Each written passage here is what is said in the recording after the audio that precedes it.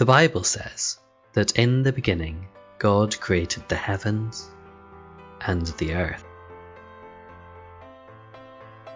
But we also noticed God drawing the horizons.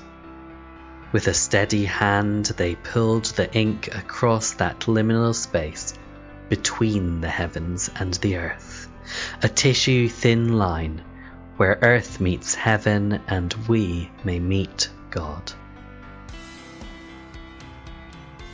Everyone knows that God separated the light from the darkness.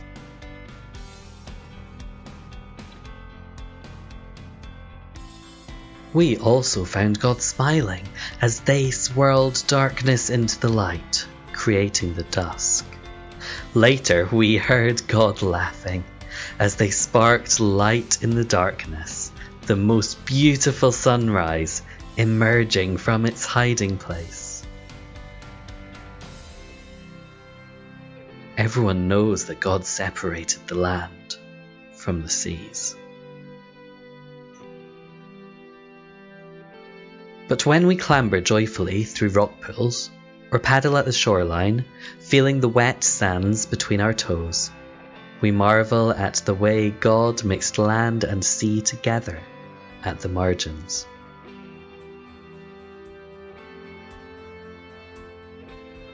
Everyone knows that God created sea creatures and winged birds.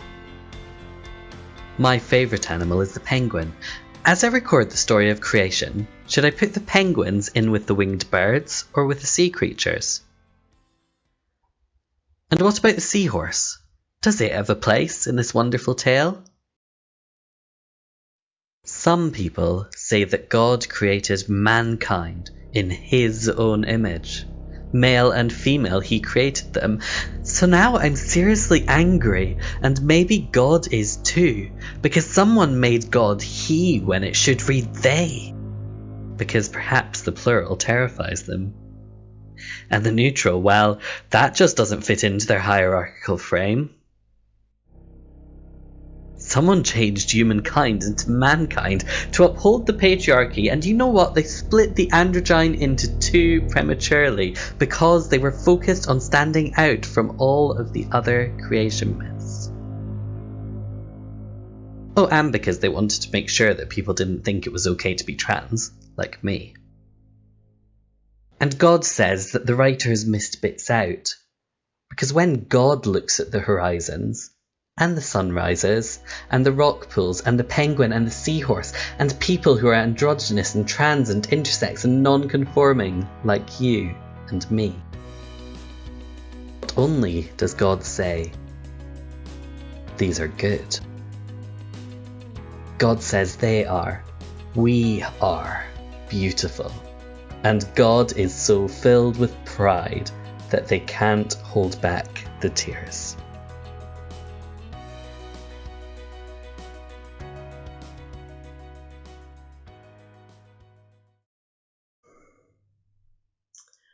Alex was just talking about the in-betweens of creation, the liminal places, the fringes, the margins, the in-between things. And these can be really interesting spaces to occupy. The beach between the sea and the land. The penguin between a bird that flies in the sky and a sea creature. These margins, these in-betweens, they can be scary places, both in creation and in life. I love the water. I love being in the water, swimming, anything. I love swimming in the sea, but my latest kind of passion, my latest favourite place is swimming in a lake. I like to be on the shore. Before you swim, you're on the shore, you're on solid ground. You can look across this beautiful vista, this scenery, and you feel safe, calm, serene, inspired. And I love being in the water. I'm free to move. It's cold, it's refreshing, it's exhilarating, invigorating. I'm a strong, if slightly slow, swimmer, so I feel safe and kind of enveloped by the water. Being in the lake is exciting and refreshing. Being on land is safe and secure and inspiring. But there's this kind of in-between space, getting in and out.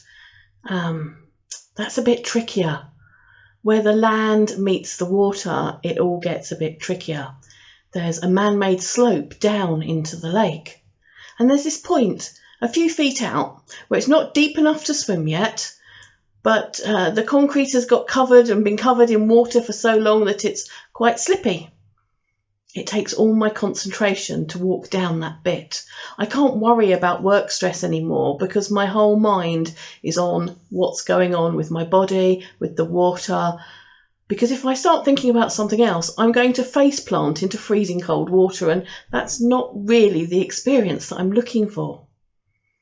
And I think this is the place where maybe I think the clearest, where I'm the most focused.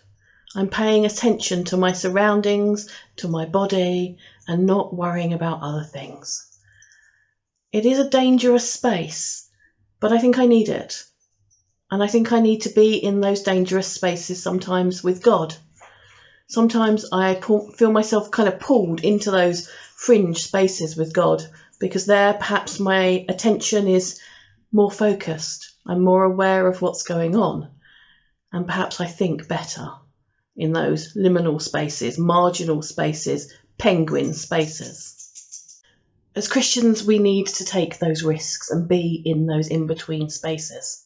We need to inhabit the uncomfortable but exciting places to see what maybe we can do differently, what maybe church can do differently. We need to leave dry land and realise that it's sometimes in those penguin spaces that God is speaking the loudest. Or perhaps just that's where we are able to listen the clearest. Where are the penguin spaces for you? Where are the penguin spaces for church? These are good questions to ask, but we also need to respect the danger of being in the margins, of being in those penguin spaces. What do we do? We need to ask ourselves, what do we do when being in those particular spaces is too hard, it's too stressful, it's too much, perhaps it's too risky, too exhausting, too stressful, takes too many spoons. What do we do when being in those risky places where we need to be spiritually is too much for us? I think that's the point where we have to A, pray, and B, ask that question that we've been told to ask all our lives. What would Jesus do?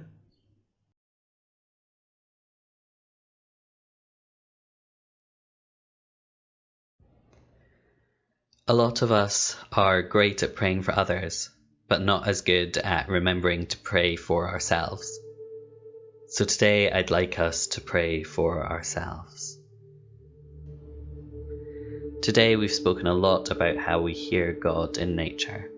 And a lot of how we hear God in nature is about how we hear God in our own bodies and minds and spirits and experiences. And we are created in the image of Christ. So I like to take that expression, what would Jesus do? It's been around for a while, and to flip it on its head, because often what Jesus would do is not what we expect. What would Jesus do if he was hungry? He'd eat. In Luke 6, Jesus defends his disciples when they're criticized for picking grains on the Sabbath. He explains that they were hungry, and didn't people do the same in the past? Didn't David and his friends eat bread off of the temple table? God, when we are hungry, help us to eat without questions or criticism from our inner voices.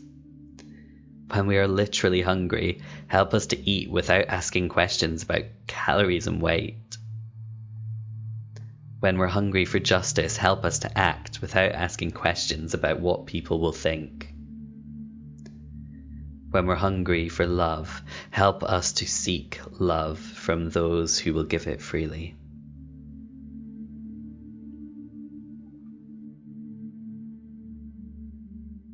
What would Jesus do if he was facing unjust systems? He'd get angry. Jesus got really angry at unjust systems. In Matthew 21, we have that famous story of Jesus turning over the tables in the temple. And we have lots of stories like that haven't become quite as famous, of Jesus getting a bit fed up, frankly, at systems that are oppressing people, often religious systems. In Christianity, we sometimes have the temptation to think that we should never criticize the church. God, when the church is an unjust system, when our society is run by unjust systems, help us to take action, to find ways to challenge the status quo. What would Jesus do if he was receiving toxic advice from people he respected? In Matthew 10, Jesus reminds his disciples that their opinions and decisions wouldn't always be popular. God, when we speak the truth to power, or choose to stay in the margins instead of listening to the appeal of the centre,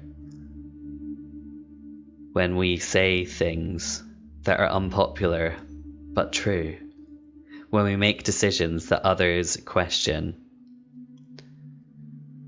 remind us that this is part of following you. This is part of speaking truth to power in love. That we don't have to listen to toxic advice. That we only have to listen to your call on us.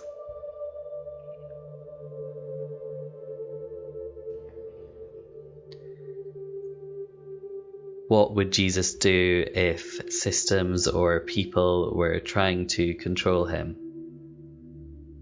He'd run away.